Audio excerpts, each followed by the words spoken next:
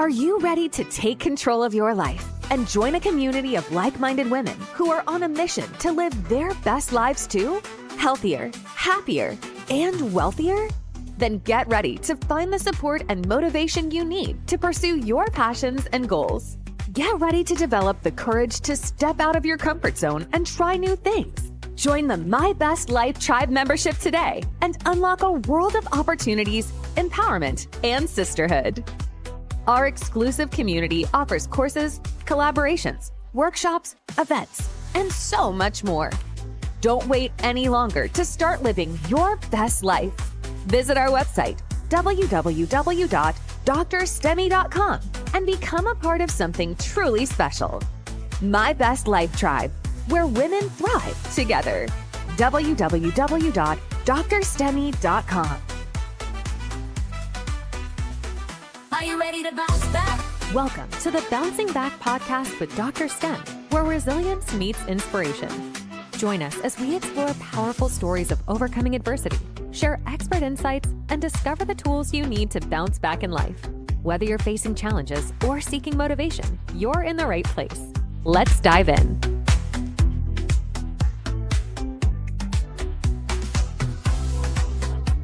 Hello and welcome to the Bouncing Back podcast. Today's session, get ready, get your notebooks ready, your pen ready, because I am going to speak with a fellow 60-year-old. So we have 120 years of experience in life to speak on.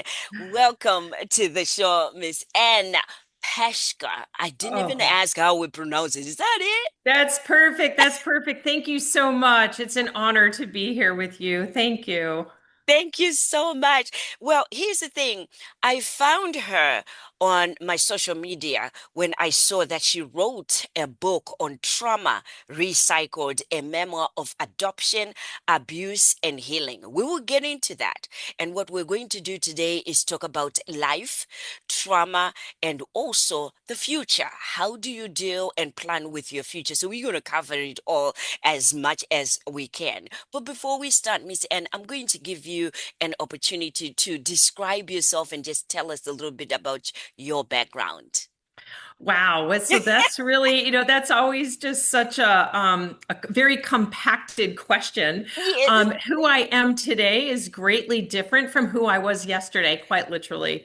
Continuing to grow and morph into a person that I love to be with has been the journey.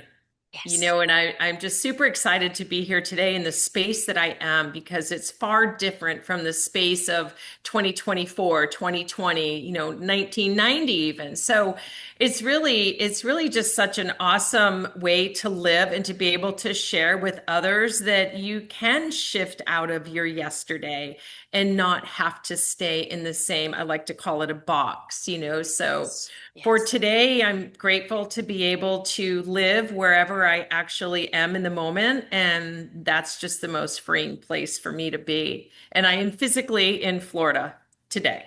And I physically left Florida 2 weeks today. Love it. Look at life. So I think it's also a testament of when it's time to shift. I have written books, and one of the books that I really love was one of my very first books where I wrote about it's time to shift from fear to faith. And what I've realized, I don't know if you have experienced it too, is there just comes a time when things are not working and you are required to shift and move. And many a time, I think for the last 2 years, I've been grappling with it. Should I move back to Boston? Should I do this? Until it was time and I could not fight with that inner voice anymore, with that inner feeling anymore that, yes, it's time to shift. What happened with you? Where were you staying and how did you end up in Florida? I think that's a really impactful comment to Yes. make is like the inner voice, because it Yes. took me decades of work to realize that I already had all of the answers. Mm, So when I searched externally for what should I do? Why am I feeling like this? Where should I go? Where should I be? I was asking in the wrong manner instead of really sitting inside myself where I was not comfortable. I was not comfortable with me for a very long time. So I had to get used to understanding that I could trust me. And I think that was really my pivotal shift is, being inside going, wow, you know what? You are the boss of your life. And you are the one writing this story. So, really understanding that my fear sometimes was really anxiety that I mislabeled. mm, And those were the things that I could shift, right? I think that fear, like if we look at our inside, our instinct, that is such a beautiful gift to us as like our inner GPS. And we realize that the answers are within. So if, within us. for example, we're walking down and I hike a lot. So if I'm hiking down a path and all of a sudden my inner compass is saying, hey, turn around, I'm listening to it. And that I can determine as a fear that is healthy to feel because it helps me make a better choice. Anxiety would be don't go up the mountain. There's a million animals that are going to kill you. It's not Mm, realistic. So it really was a lot of shifting in that direction and understanding that a lot of my what I labeled as fears were really anxiety and not trusting myself enough.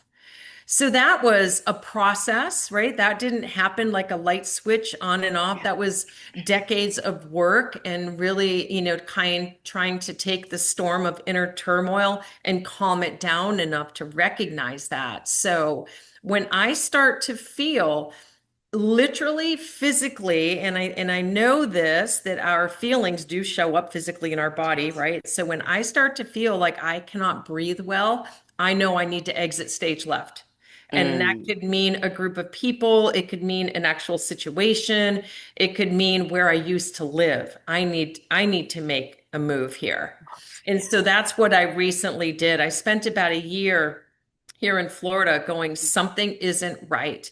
I am not feeling comfortable in this space that I have created, which was beautiful. I had a very peaceful house that I bought, but there was something more that was driving me. You have more to do. You have more to do somewhere else.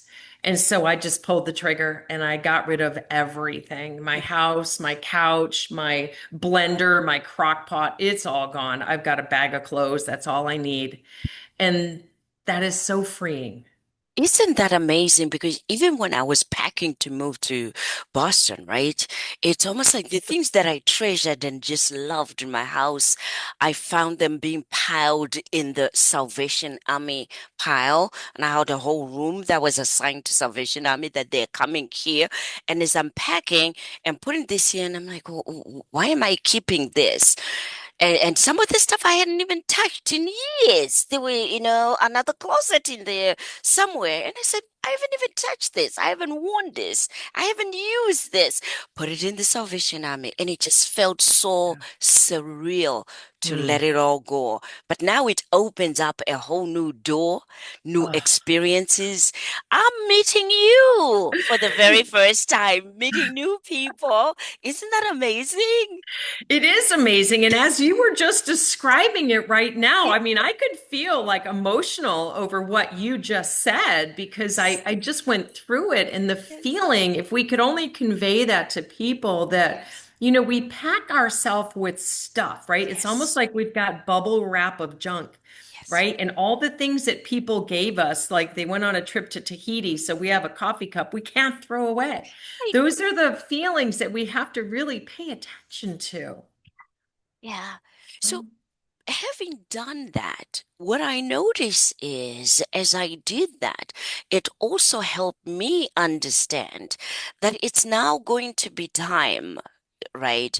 To also in the mindset, just like you said, there are things that I learned as a child, the experiences that I went through as a child, and everything I have carried for 60 years and tried to be that person or to beat Mm. that statement that was said or to do the opposite of what was expected of me. And now it's like, okay, you've got to declutter the mind. So that takes us to the book that you wrote. And maybe let's get back into that because I'm sure that was part of it as well when you wrote that book. So tell us about the book and also what inspired you to write your Oh, book. yeah, absolutely. I mean, my book has been a journey of my entire life. So it wasn't Yes. anything that just kind of transpired overnight. I had, and when you look at the title of the book, it's called Trauma Recycled, right? So a lot of people will look at that like, how can you possibly put those two words together? But I spent a lifetime of working on, several different modalities. Of course, it wasn't just like I went to one therapist and all of a sudden I felt better. It was a lot through my journey. Yeah. But I wanted to write my book with the sole purpose of connection and inclusion. Is when I was going through this process of trying to unravel the knots of chaos and desperation that I felt, I was so vastly alone. And I really did feel like there was no hope for me. Mm, Desperation, suicidal ideations. There was a mm. lot of different things that really brought me to a level of if there was only one person that understood where I was coming from, it would help. Yes. So when I go back to those days of curling up in the fetal position, wishing that a UFO would just suck me up and take me away, or that I would magically die without it having to be at my hand, I just want to extend my hand, if whether it's the form of a book, my podcast, my website, my workbooks, whatever it may be, and just convey, you are not alone, and your story does matter. And it doesn't define who we are. I got myself to a place that I never thought I would, and that is to be grateful for my story and grateful for my trauma. And I know that is extremely difficult for someone to understand, but without all of those experiences, I would not be me. That's true. And I would not have been able to recycle all of that into the best parts of me. Yes. And that's the reason, that's the gist of the book right there, is that how can you take very difficult situations and then turn them into your power, you Yes. know? Yes. Thank you for that. And that's what inspires me to do what I do every day. To continue to empower, inspire, encourage each one of us to say, listen. So I'm a believer, by the way. I believe in God, right? And sometimes I'll remind people to say, listen, God Himself says, I created you uniquely. Mhm. Underline, underline, underline, underline. Yeah. Even if you were a twin, a quadruplet, you are still uniquely created. Yes. And in that uniqueness, somewhere, somehow, we meet each other, we go through life. There's a sense of competition, there's a sense of not enough, there's a sense of, oh, I'm different, or there's a sense of I'm better than that, is built among us. So bouncing back and doing this work is about bouncing back to the original love and care of ourselves, like you said, of believing in ourselves, Yeah. understanding that our uniqueness matters, our Mhm. story matters. It matters Yes. to us, but it matters to the next person that hears your story and Yeah. says, oh, I guess my story is also unique. And Yes. I'm supposed to go through what I'm going through now Yeah. in order to be the best version of myself. Exactly. Exactly. Well put. Right? Hmm. So, trauma now, here's the thing. When you were going through coming to this point where you say, let me write a book about it, let me reflect on what the trauma that I experienced, the life experience that I've experienced have brought me to this place of Hmm. wanting healing, what were Right. some of the things that you had to do to get to that point? The biggest and the hardest was self-talk. It Mm, was really how I treated me. I mean, because I had so disengaged from emotion that it was very difficult to look at me as a person instead of just almost like an entity, if you would. So yeah. reframing my self-talk was very, very difficult. And I started that in my late 20s. And I think that that's a journey that, really everybody to some degree goes through, Yes. especially with society today. It's so easy for us to beat ourselves up and to think that things are our fault and that we are not enough. And it really, I don't think it matters what age it is, So getting to that point where I would treat myself as my very best friend Yes. was quite difficult. Yes. And it was something that I really felt so strongly, innately in me that I have a service to share that journey with others because it's not an easy one, but I can tell you what, it feels a whole lot better when somebody is there, even if it's just emotionally holding your hand going, you've got this. You got You've this. got this and you do matter, because I can snap a finger and get right back to yesterday and feel those feelings and how very difficult it was to take those labels off. Because I let people affix labels to me, all kinds of labels all over me, and then I began to add them myself. So when you Mm. begin to uncover that you actually can peel those labels off, and I don't wear any labels anymore that are self-deprecating. I love that. Love Yeah. that analogy. People stick all kinds of different labels all over us. And Yes. you have to get to a point where you realize that, oh, and then you can peel Yes. this off, peel Yes. this off. But you're right. We tend to add on to the Yes. labels before we get to the understanding that I'm actually hurting myself Yes. and I literally am the only one that can literally take off some of these labels or all of them as you Yes. have done and say, I don't Yes. have to have a label. I am Right. me Right. and That's I'm power. enough. I'm enough, right? Exactly. I Exactly. love that. Love Yeah. that.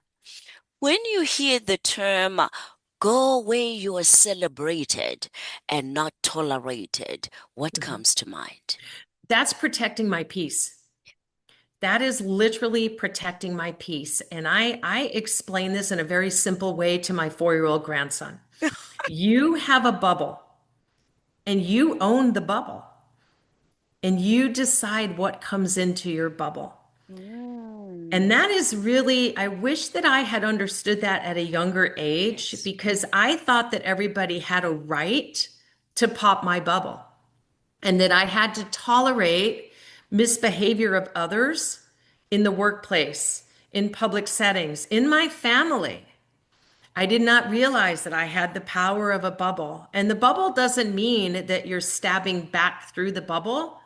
You're simply gently bouncing off what doesn't serve you. Wow. Yeah. As you were that was well said. As you were saying that, I just remembered my upbringing in Zimbabwe in Africa. You know what they say to us culturally, which is an awesome thing. It takes a village to raise a child. Yeah. Do you know what that opens up for a bubble? Yeah. Everybody comes Yeah. in and Right. says everything, which is Right. great. But I think we also need to say what you're saying now to say, listen, some of it will be good for you to carry, some of it will be good for a certain, Yeah. time, but Right. then you have to drop that, then you have to build onto something new. Because then I found myself as I was processing, all the 60 years, that beautiful years that I've had, that there are certain things that were no longer serving me that Yeah. needed to go. But I Right. couldn't give myself permission to let that go Yeah. because I was afraid. And Yeah. now I'm no longer going to be that good child, I mean, a great firstborn that was there, I was afraid. And we Yeah. go through that fear also of letting our parents and those that raised us, that believed in us, down. Yeah, right. Exactly. Yeah. And it's funny, the best of intentions, right, for most people as well. And you probably have heard that phrase, your child is perfect until they go to school. It's really the influence of others, and it's well intended in a lot of different ways. But I think that if we were to, in addition to teaching a child how to thrive in a world in a healthy way, teach them to understand that those feelings that they have are their inner compass and that gift Yes. of intuition. Yes. And that's God granted, right? So when a child has a situation where they feel inside turmoil or something isn't right, we need to honor that and teach them to honor that. Because if we, just like happened to me and I think everybody else, oh, you know what, you're going to do it anyways, you're going to do it anyways, you're going to school, you're doing the things, and not realizing that there's something in there that's telling them, hey, go left, not right. Isn't that amazing? Yesterday, just Yeah. yesterday, I was with, my grandchild, 6 years old. So she wanted to go to the airport with me to go pick up my mom. And she wore these jeans. She's 6 years old, so size 5 jeans, a little bit tight and a little bit short, but they look so adorable on her, right? So then her mother says, no, no, no, those are too small now. You can't wear those. She said, but I like them and they feel good for me. She's like, no, they are too short and they look ridiculous, on you. So then I'm listening, and then I thought about what you're saying now that, sometimes they speak up for themselves. It's not hurting anyone. They're not moving with their butt out, underwear is Yeah. not showing. So I'm Yeah. doing that quick assessment, and I say to her, Mom, you know what? I think it's okay, for her to come. She's just going to be in the car with me. So I think it's okay for her, those ones. So she, calls me Nini. She said, oh, yes, Nini, can I? I said, oh, yeah, if it's okay with mom. Because again, you don't want to go against mom and teach them that you Yeah. don't listen to Yeah. mom. So I'm in alignment with mom. But I'm also saying to mom, let's pick the battles that we say on these little Yeah. girls, because then that's who we are now as these adult women, that we now have to go back now Yeah. and program our mindset on, is Hmm. it okay for me to wear them short and then, fold them up or just walk around like that? But I feel confident. I feel Yeah. that they look good on me. But then I hear mom saying, but they don't look good. That's Yeah. ridiculous. So now I have to go back and reprogram it at 30, 40, 50 years old, when we can start now to Yeah. say, if they look good on you, feel good on you, and you're not naked, I want you to be as confident as you are. And I want you to continue to speak up and say, but it's okay with me as long as I'm not offending you and I'm not offending the world. I'm okay being me. And Right. this is me. Right, right. And isn't grandmotherhood such a beautiful gift because we Ah, show up so differently than I did for my own children. I yes, didn't really have that gift yes, that I do now. But yeah, you're right. If we can start to instill that in our children now, in a very healthy manner, I mean, what a difference? yes, yes. Because then, when you know better, you do better. Right, So when right. you're a parent, you don't know any better except what you saw your parents doing and what you experienced. So you tend to parent your children 60-40, 60 based on the Yeah. history of what I know, and see Oh, 40 on, ooh, maybe that's not right because the children are kicking back. Like, what are you saying that for? And you're like, well, my mother said that to me. And what did that mean? I don't know. You yeah, don't know. And yet you would experience it with me. Mom, that's not fair. And you realize that, yeah, you're right. That's yeah, not fair. Because if I ask my mom, she says, I don't know. My mom, who's long gone, bless her heart, used to say this to me and do this with right. me. So that's what I believe it to. And then now we, have an opportunity to continuously break the cycle with each Yes. new generation that comes. Because now this new generation, our kids also with their kids, they tend to break some of the cycles of things that didn't make sense to them, which is, I think, really an awesome world to see, that evolvement. Oh, yeah, that's so Yeah. hugely important, and Yes. it's really the power in watching my son parent Yes. is a gift that I never felt I even deserved. And when he and I talk, Yeah. I definitely, if you were to read my book, you would see my parenting, and I don't hold back. It's very important to be honest and sharing. Honest. I was Yes. not a good parent. Yeah.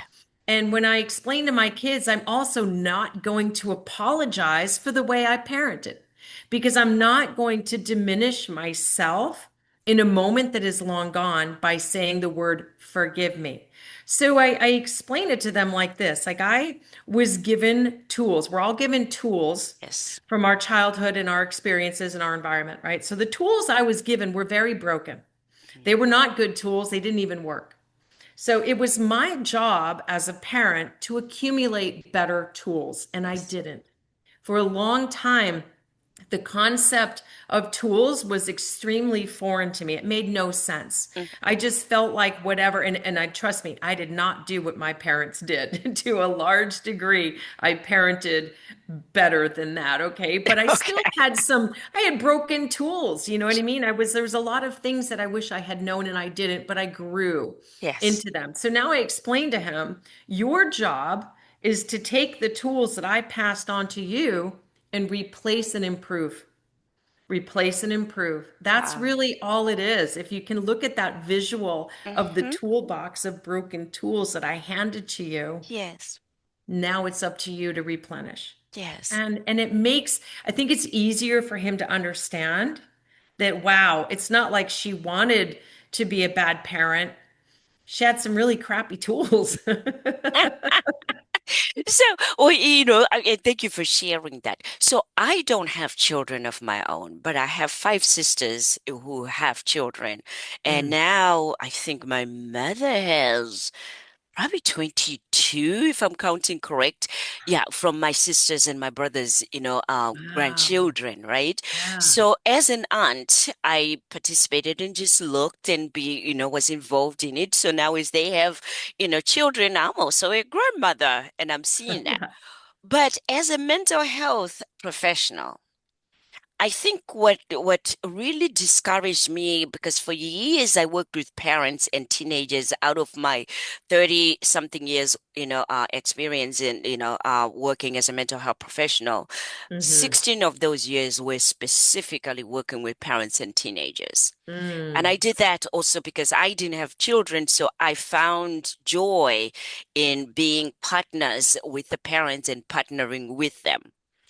But Yeah. it got to be exhausting and discouraging because then when parents had those tools that were not working and maybe broken tools, Yeah. it was difficult for them to receive that, listen, you literally can repair, replace, or even, allow somebody else, that has a different experience to help you Mm. do what you need to do. It was difficult because then Yeah. it ends up being, you know what, I'm the one that has this child, you don't, even though you're Yeah. a professional, you don't have this. So then again, it's difficult. So as you're Right. saying this now, for those professionals, that are continuing and still working with parents, because we do need those professionals. I no longer work with parents and teens, in an individual specific way now in my services, but I do have, referrals and people that do work with them. It's important for them to understand what you just said because that is key wrong. That Yeah. sometimes a parent doesn't, well, maybe doesn't recognize that the tools are broken until the children Right. start to say something, Right. and go, Right. wait a minute, what do you mean? Then you start to reassess and then you start to look back and you say, you're right. They Yeah. literally were broken. But at that time, it's difficult to see, it's difficult to acknowledge, it's difficult to also make change that we continuously have to be, supportive of Mm-hmm. where the parent is and to start there. Oh, that's so important. I love that Yes, you just said that because, yes, when I was struggling to parent, I mean, the one thing that I was very careful of is as my kids began to struggle, I would go find somebody that was smarter than me, which meant a therapist. And it was like, I would like bring them on this platter and go, please help my child. Like, my child is sick. I need your help. And it would have been greatly beneficial to me had a therapist said to me, listen, and put it in a very simple form, such as tools. Listen, let me help you develop some really strong tools. Instead of Yes. letting me think my tools were broken and I was a horrible mom, how about let me help to elevate you Yes. and let me give you some, whether it's books to read or support parenting groups or whatever it is. I think that our professionals can definitely, delivery is very important. And as you know, you're one of those smart people I Oh, refer to. The generational cycle of yes. trauma Yeah. is something that is there, and it doesn't Yes. have to be incest or physical abuse. Yes. Generational trauma is how we talk about money. It's Yes. poverty.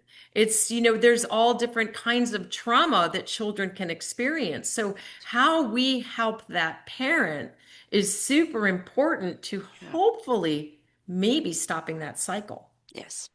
And Yes. that's very important. I'm Yes. glad that you brought that up. Yeah, and I think and I think also what's helpful is being able to get permission from the parents to say, Yeah. listen, don't work on fixing me. I'm doing the best that I can. I'm the parent.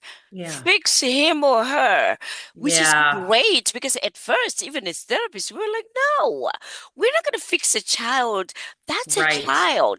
They're living Yes. under you. They're learning under you. Yes. But with, years of also working through, I realized that no, they have done their part. And this new generation is starting to generate, as rightly say it, they're starting to generate the right tools Yeah. for their life. So, Right. yes, let's start there.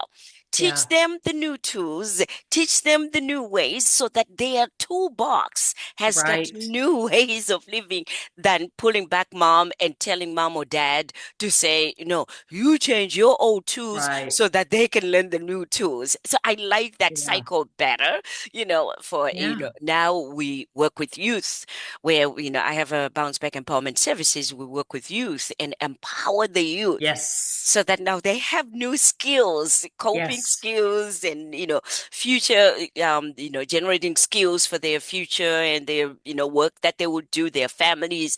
They start now a new way of living that is different. If they want something that is different from the way that they were raised, that's much better. Yeah, yeah, Yeah, it is. I mean, it's kind of like, leading with some empathy exactly. instead of leading with discipline, I mean, when you empower a parent to empower themselves, that's, one of my favorite roles that I have right now. I love to volunteer, and I love to volunteer in manners of of service that I feel I'm extremely good at, right? Okay. So I've worked in soup kitchens for many, many years, and my kids did, and I'm very, I enjoy that. I love that, but I've Yes. I've changed my role of volunteering. And I work for an organization called the Child Protection Center as a supervisor of visits. And this is an organization that helps families, not only when a child is physically or sexually abused, they help, through that process, but also to prevent and to educate Mm, child abuse. So they have visitations, when one parent or another has allegedly they're not able to see the child alone without supervised visits. That's where they come to this location, and I sit there and I observe and I make sure that everything is as it should be. And my very first visit, I thought that I was showing up for these children. I thought that I was going to be there to support the kids. And it took about 2 seconds for me to realize my connection was that parent. mm, And my level of grace for that parent yeah. showing up was so emotional Yeah. because they're there. Yeah. They don't have to be. This isn't court ordered to mend the family. Mm, This is a parent showing up going, hey, you know what? I want to do better. wow. And when we can sit there and not pass judgment, Yeah.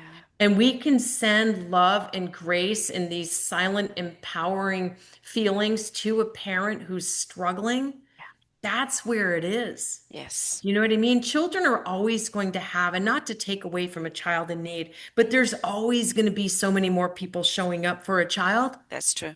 than That's there very is true. for a parent who, in a sense, Yeah. is still a broken child inside. You That's know what I very true. mean? Yes. I mean, that is probably to date one of my most impactful things that I can do for another because I was in those shoes. Yes. I was there. I just didn't have to have supervised visits, but I was still that parent. Yes. And I think that if we can learn to not judge, and it's so easy to do, it's so easy to look on the outside and go, oh, well, she's just a horrible mom. Or look at him, he doesn't even show up as a dad. And have a little bit of grace and go, wow, what happened to you?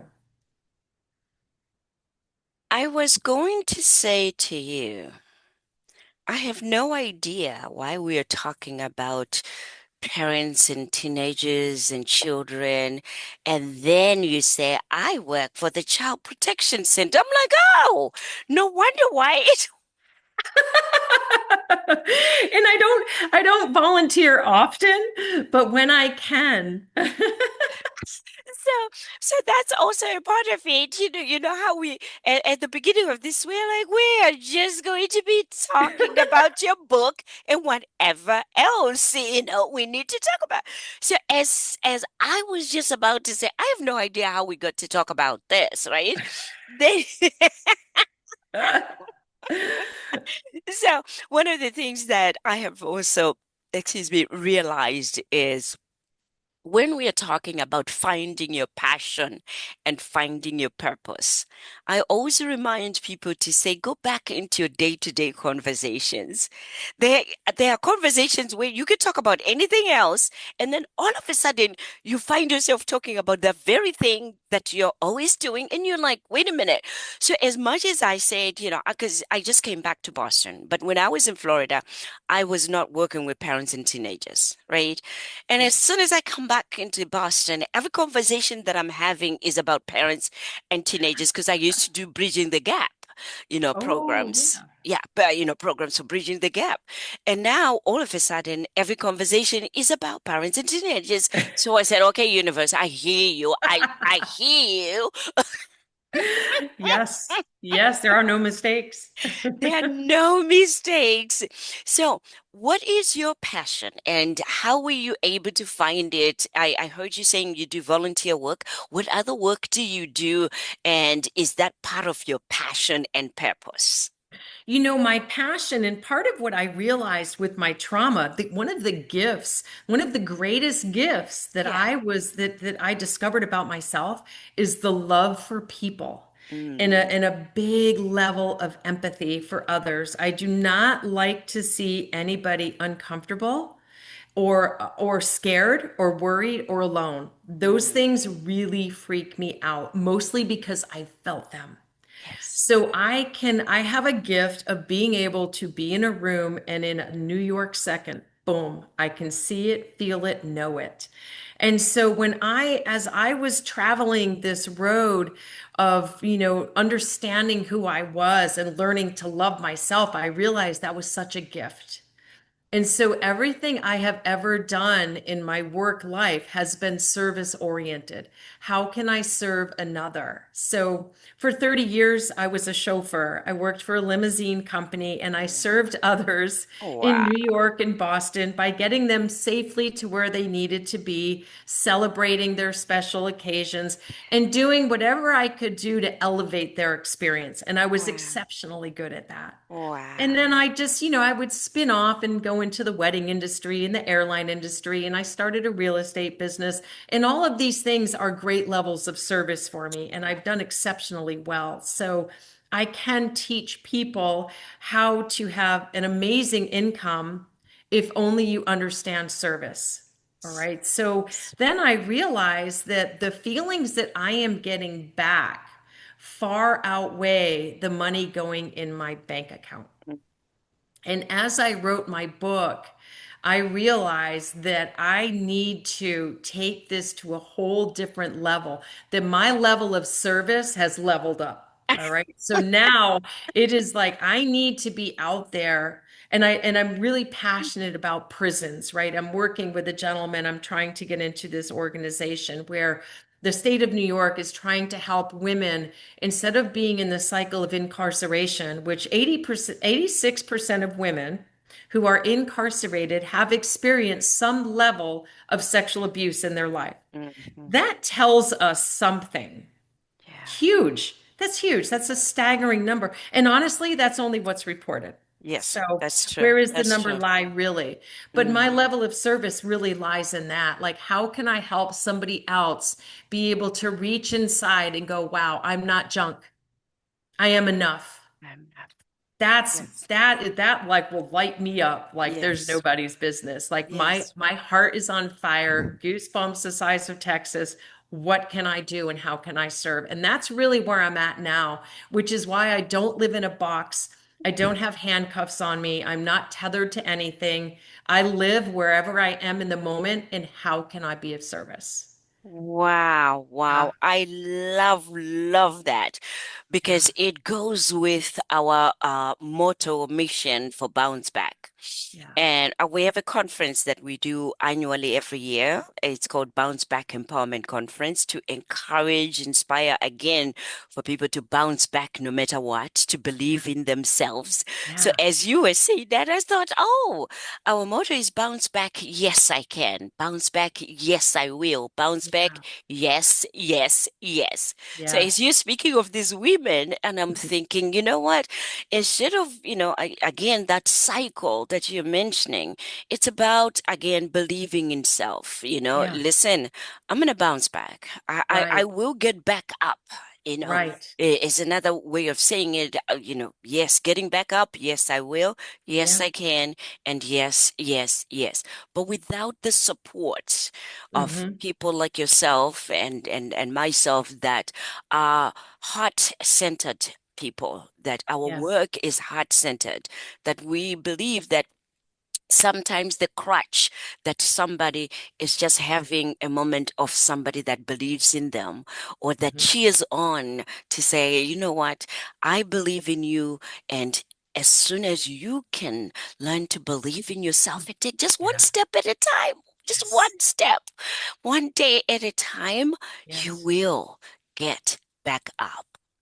100%. 100. And Right? all those are magic angels, right? When I look Yes. back in my life at the people that believed in me when I didn't, they came to me in random obscure places. Wow. And it Yeah. might have been a day where I was so destitute, I was hoping that a bus would come up on the sidewalk and somebody would walk by and not only say hi, but Mm-hmm. actually see me. Yeah.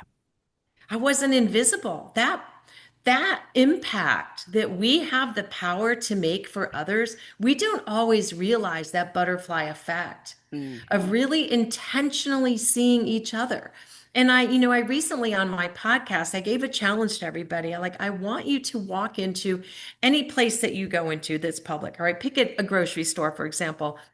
And I want you to intentionally make eye contact with every single person and hold it for at least 10 seconds and see how incredibly difficult it is for people to do, not only to hold the contact, but to receive it. That's true.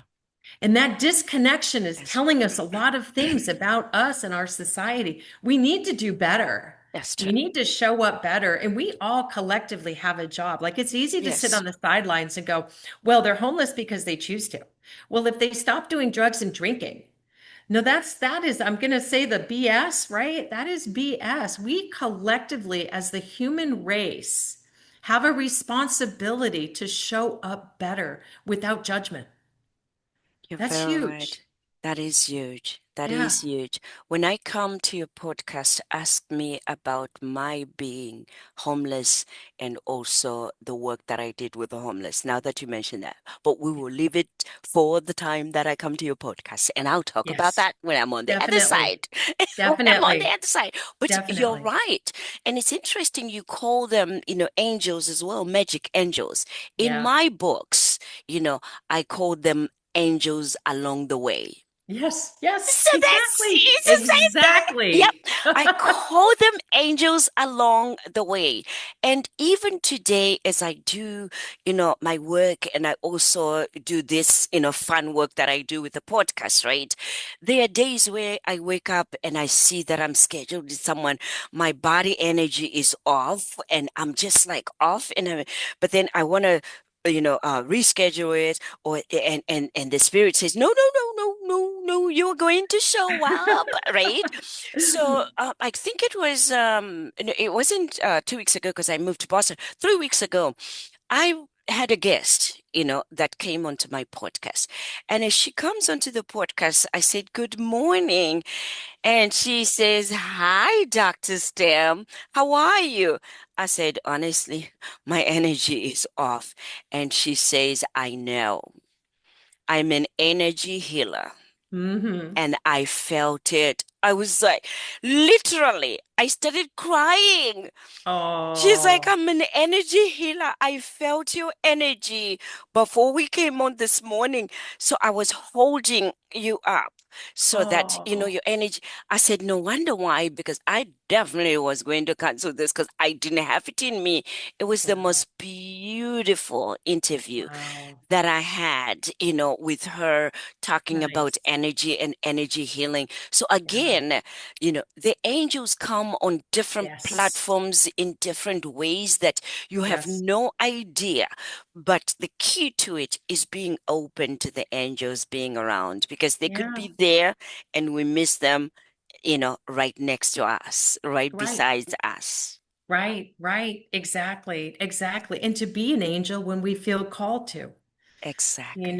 To have grace for that mom in the grocery store line that's kind of having a little bit of a banana moment, like instead of casting judgment, just kind of looking and saying, "Are you okay?" Yeah, that's true. Oh, And people are actually not used wanting to to that. hear the answer. Yeah. People are not used to that anymore. Where are Mm-mm. you okay? Hi, how are you? They're not used to that anymore. And all of us have gotten into the moment where you walk into the grocery store, your body is walking in, but your mind is Yeah, somewhere else. sure, And then sure. somebody says, "Hi, how are you?" And then I'm like, "Oh, hi, how are you?" And said, "Fine." Yeah, right, right. You're right. You're right. Distraction, right? Distraction. We all feel it. Yeah, yeah. Yeah. So it's really key and important, because right now I think the remnants of COVID Yeah, affected our minds a sure, lot. sure, sure. And that's trauma, right? That's I mean, trauma. what more trauma could you possibly That is experience that is than true. moving through COVID? All different Yes. levels of trauma. Yeah. Yes.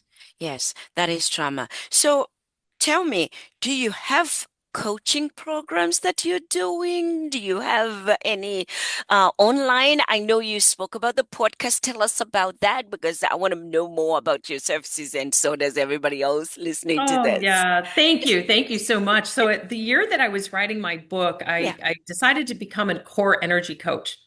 And I got certified with IPEC to do that. And the reason is I want to be able to teach people how they show up energetically, why they show up energetically, and how to shift that.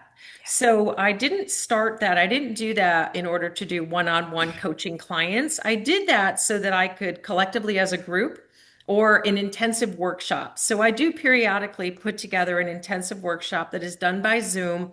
In the ideal world, 6 people is a Yes. really good number. If it gets Yes. too large, then it's just too difficult to really do the work. I Yes. am a huge proponent of the pen and paper, and I know you mentioned Me that at the very too. beginning, Yes. and I'm like, you Yes. go, girl, Yes. because we have to do the work, and you Yes. don't retain the way that you do as you express with a pen, better pencil, because it comes from the earth. Yes.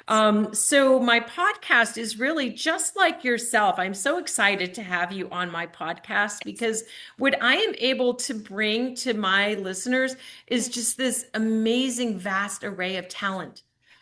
And this talent is, wonderful professionals. I've got an Ayurvedic medicine professional. I've got all different kinds of professionals, but it actually also is the little old lady that lives a peaceful life.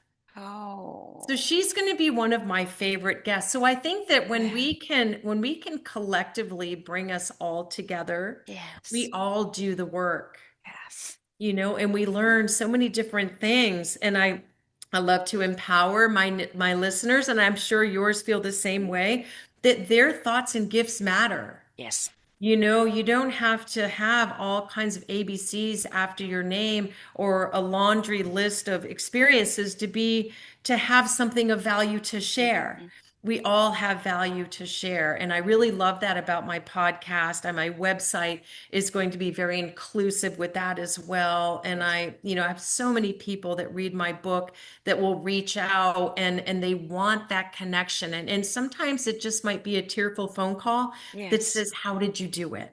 And I Mhm. cherish those. And I Yes. all of my information is very public. I Yes. am always accessible to people because I do care that much, that we do that we help Yes. That was hold someone's awesome. hand. Yeah, Yeah. well, I did find you. I just Googled your name, and sure enough, the book came up. Your Yay. site where wake up. So wherever you are going to be watching this podcast, we will also have Miss Anne Peshka's links for you to connect with her on social media as well as on the website. Before we end, because I know this is now coming to an end, we had a great conversation pre, coming to this podcast live today. And I think it's a conversation that will be worthwhile for us to include in this segment. In that conversation, we spoke about being invited to the table and getting to the table. Let's talk more about that part as women, because confidence, I believe, is the key to almost everything that we desire, men and women, having the confidence to try it out, to fail, to fall, and to get back up or bounce back. What was your take again on that one, on being at the table? I loved your analogy of that and your description, because what it felt like as you were saying, that, sometimes people have a table that's full and they don't make room for others because they feel Yes. like they already have the answers at the table. And it brought me back to envisioning what life was like Mhm. before social media, before Yes. cars, before Yes. clothes, before anything before we even thought to segregate people into boxes and, Yeah. boxes. Yes. What did we do, right? We all showed up, Up. and we all had different talents, right? Some fish, some picked fruit, we all That's true. helped. When a woman had a baby, there were 12 people helping. We did Yes. these things where there was always enough room for all of us. Yes. And I think that we very easily, and I think that all people innately are good, right? Mhm. So Mhm. if we can just look at each other as gifts instead of opportunities and lack of, we can change the world one person at Yes. a time. There's Yes. always room at my table Yes. for somebody to show up and share something that's really going to impact me. And it Yes. doesn't matter their bank Yes. account, where they came from, what color their skin is, or where they live. And I really loved that you brought that up about the table. I think that's so powerful. Thank you Yes. for that. Yes. Yes. So just in case you're wondering what she's referring to, what I explained to her was my life lessons have taught me that people will have a table, and I mentioned that let's say there are 10 people at the table, and then you show up at the table. It's almost like people are starting to hold each other's hands and say, where does she think she wants to sit? There's 10 chairs to a table. There's no room for her or an extra chair. And you feel it in your sense that there is this protection that is there. People might not say it to you, but as we mentioned at the beginning, pay attention to your energy, pay attention to your inner voice. You can feel it, you can sense it, and it doesn't make sense sometimes, but you're like, why do I feel like I'm not wanted? Yeah. The key is yes, you're not wanted because they have their own, or already belief and set of people that they want and set of information they want. So there's no room for you to be there.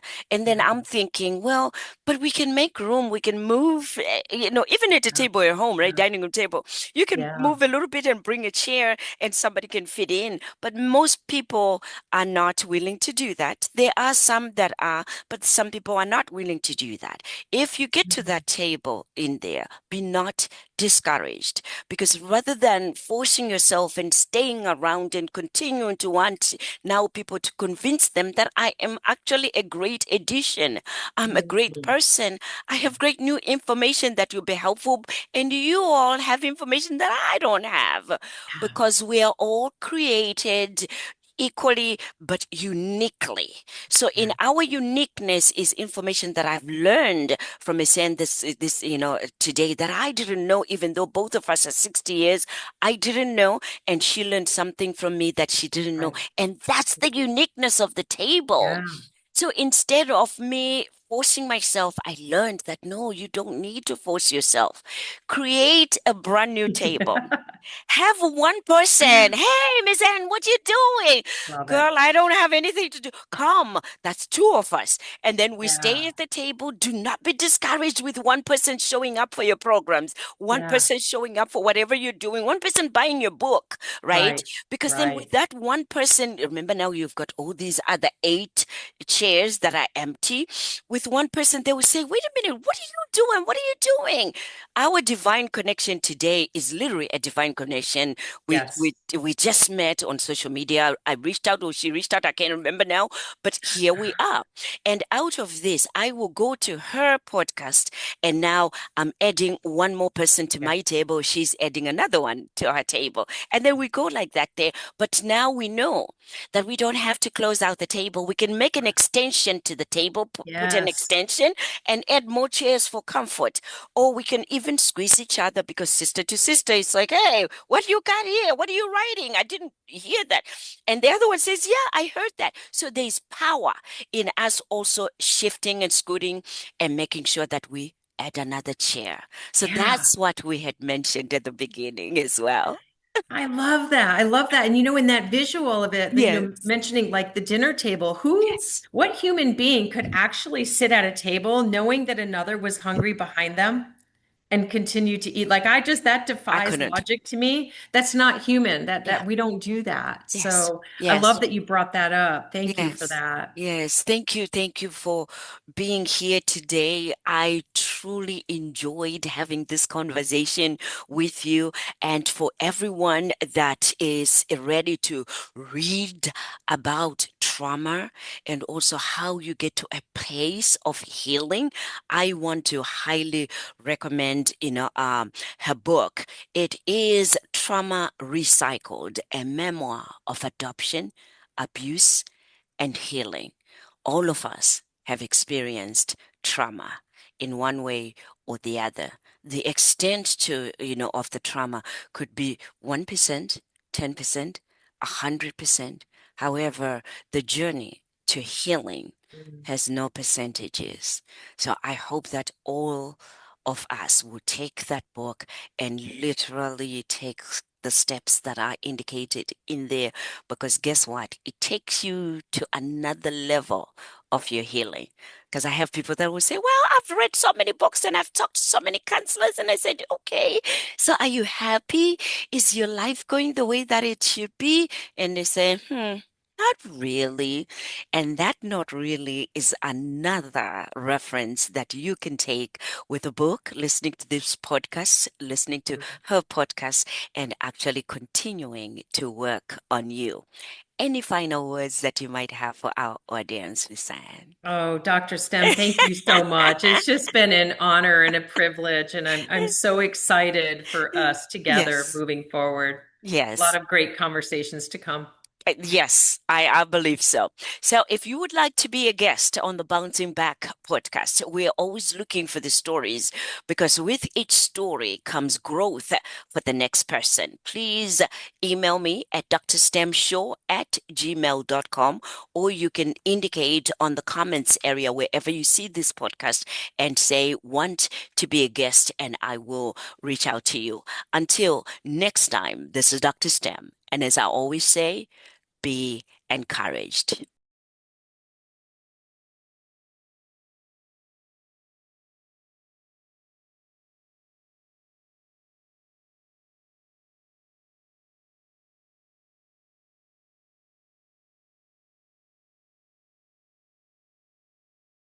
That's a wrap for today's episode of the Bouncing Back podcast with Dr. Stem. We hope you found today's episode inspiring and packed with valuable insights. Remember, no matter the challenges you face, resilience is within your reach. If you enjoyed the show, please subscribe, leave a review, and share it with your friends. Join us next time for more stories of strength and perseverance. Until then, keep bouncing back.